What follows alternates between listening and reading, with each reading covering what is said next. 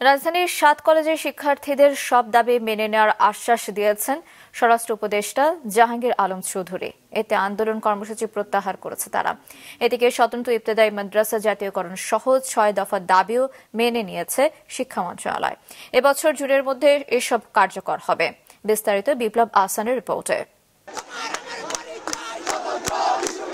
আলাদা বিশ্ববিদ্যালয় সহ ৬ দাবিতে কয়েকদিন ধরেই আন্দোলনে ছিল রাজধানীর ৭ কলেজের শিক্ষার্থীরা। এ নিয়ে গতকাল ভোর পর্যন্ত ঢাকার নিউ মার্কেট এলাকায় সংঘর্ষের ঘটনা ঘটে। পরে গতকাল ঢাকা বিশ্ববিদ্যালয়ে অধিভুক্ত বাতিলের ঘোষণা আসে। বাকি দাবিগুলোর বিষয়ে ২৪ ঘন্টার আলটিমেটাম দেয় শিক্ষার্থীরা। দুপুরে স্বরাষ্ট্র ও তথ্য উপদেষ্টার সাথে বৈঠকে দাবি পূরণের আশ্বাসে আন্দোলন থেকে সরে আসার ঘোষণা দেয় শিক্ষার্থীরা। ২৪ ঘন্টা পরে আমরা ৭ কলেজের সামনে থেকে ঢাকা বিশ্ববিদ্যালয়ের বাস সহ অন্যান্য বাস যে চলতে দিব না সহ যে কর্মসূচি এবং নিউ মার্কেট থানা ঘেরাও যে কর্মসূচি দিয়েছিলাম সেই কর্মসূচি আমরা প্রত্যাহার করে নিলাম। তাদের যে কতগুলি দাবি ছিল এবং সমস্যা ছিল এগুলি নিয়ে আমাদের পুঙ্খানুপুঙ্খানু আলাপ হয়েছে এবং এইভাবে আমরা এগুলি ব্যবস্থা নিব।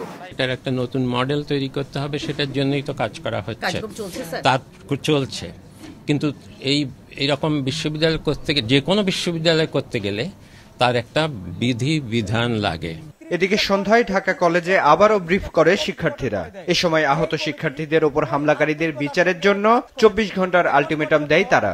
এছাড়াও ১৫ দিনের মধ্যে বিশ্ববিদ্যালয়ের রূপরেখা প্রণয়ন সহ নতুন ৫ দফা দাবি জানায় তারা। ৫ দফা দাবি আপনাদের সম্মুখে উত্থাপন করছি। শিক্ষা মন্ত্রণালয়ের গঠিত কমিটিকে আগামী ১৫ দিনের মধ্যে বিশ্ববিদ্যালয়ের রূপরেখা প্রকাশ করতে হবে। ১ মাসের মধ্যে রাষ্ট্রপতির অধ্যাদেশের মাধ্যমে বিশ্ববিদ্যালয়ের কার্যক্রম শুরু করতে হবে।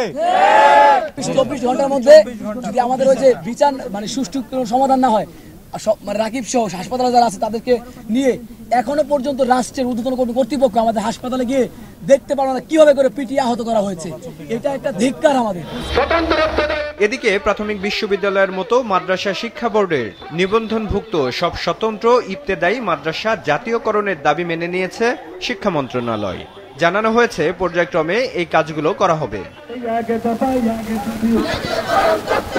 ১০ দিনের টানা আন্দোলনের পর গতকাল এসব দাবিতে ২৪ ঘন্টার আলটিমেটাম দেন মাদ্রাসা শিক্ষকরা।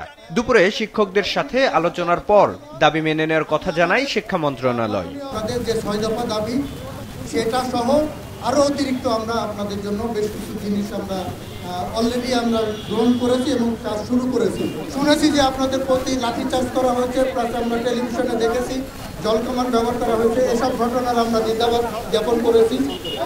জাতীয়করণের আশ্বাসে উচ্ছ্বাস জানিয়েছেন শিক্ষকরা। এই ছাত্র জনতার ২৪-এর বিপ্লবের মধ্য দিয়ে আল্লাহ পাক একটা নিরসনের ব্যবস্থা করেছেন ইনশাআল্লাহ। আমরা এতে খুশি, যেহেতু আমরা এতদিন কিছুই পাই নাই। শিক্ষা প্রতিষ্ঠানগুলো এক জায়গায় করে তালিকাভুক্ত করে পর্যায়ক্রমে আমাদেরকে জাতীয়করণ আওতায় নিয়ে আসবে। আর এখন এমপিভুক্ত করা হবে এবং আমাদের যে ৬ দফা ছিল ৬ দফা তারা মেনে নিয়েছে। এখন আমরা প্রতিষ্ঠানে ফিরে দেবো এবং আমাদের সহস্থানে যাবো এবং আমরা আমাদের দায়িত্ব পালন করব।